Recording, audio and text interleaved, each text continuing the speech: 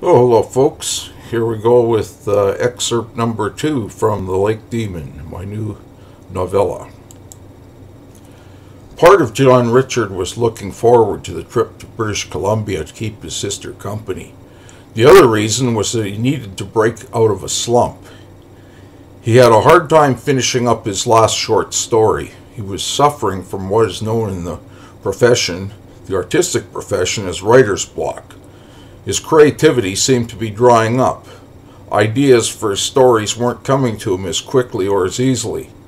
John was finding he no longer was looking forward to his usual early morning writing sessions. John's usual routine was to start writing at 6 a.m. John would listen to an audiobook and drink his coffee at around 5:30 a.m. John usually found it easy to write in the mornings, but not during the last few weeks. John would wake up feeling like he hadn't slept at all. The truth was that he normally slept for 9 or 10 hours each night, but it sure didn't feel like it.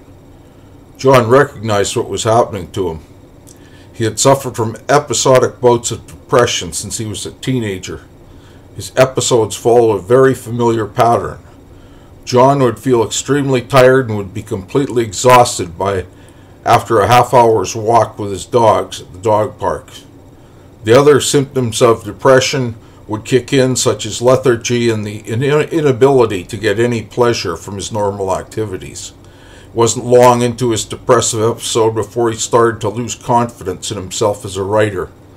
Sometimes a change of scenery, or even in a situation requiring immediate action, such as crisis situations, would break John out of a severe depressive episode. He was hoping that the phone call that he had just had with his sister would be his catalyst for change. John could already feel some of his energy returning.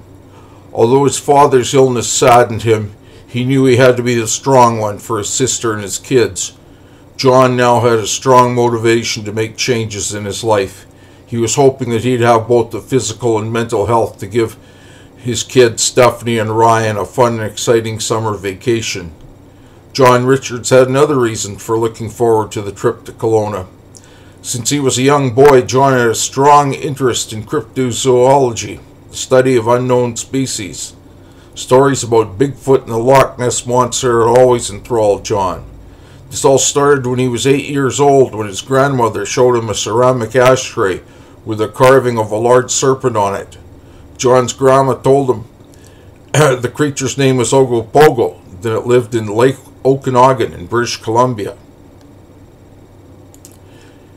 She also told John a story about a childhood friend of hers that had a close encounter with Ogopogo.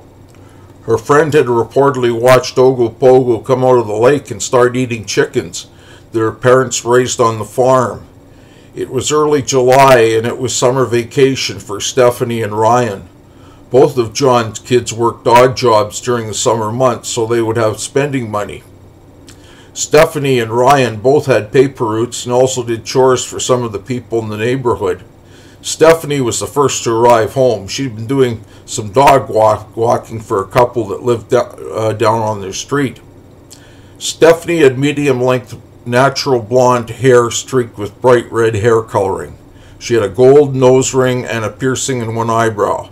Stephanie wore a black and gold Nirvana t-shirt that had a few holes in it. She wore stonewashed blue jeans with a tear in one knee. Stephanie was part 90s Seattle grunge and part punk rocker from the late 70s. Her favorite band was Nirvana.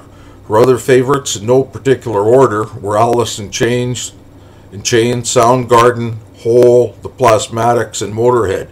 Stephanie also liked the Ramones and the Sex Pistols. She owned a large collection of CDs. Like her brother Ryan, Stephanie lived with her mother during the majority of the year. She had a strained relationship with her mother. Stephanie's mother did not approve of her daughter's style of dress, her friends, or her lifestyle. Stephanie's mom, Susan, was very concerned that her daughter might be using illegal street drugs. Her brother Ryan got along much better with his mother and was often able to smooth things over when Stephanie and Susan got into shouting matches. Both kids were very upset by their parents' breakup, but had their own ways of dealing with it.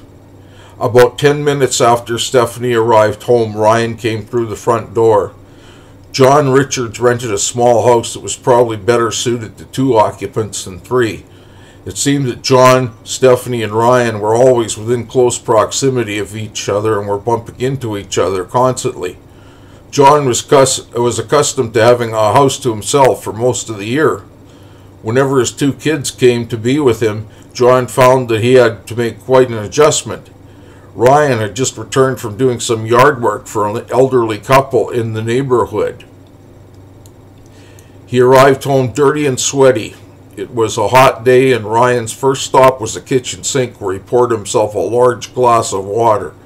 Ryan was 17 years old and was a very good-looking young man. He wore his long, light brown hair in a ponytail. Ryan had a strong, muscular, athletic build. The girls at his high school found him to be very attractive. The only times that Ryan did not have a girlfriend was by his own choice. Okay, I think I'm going to hold it at that point for today, for episode 2.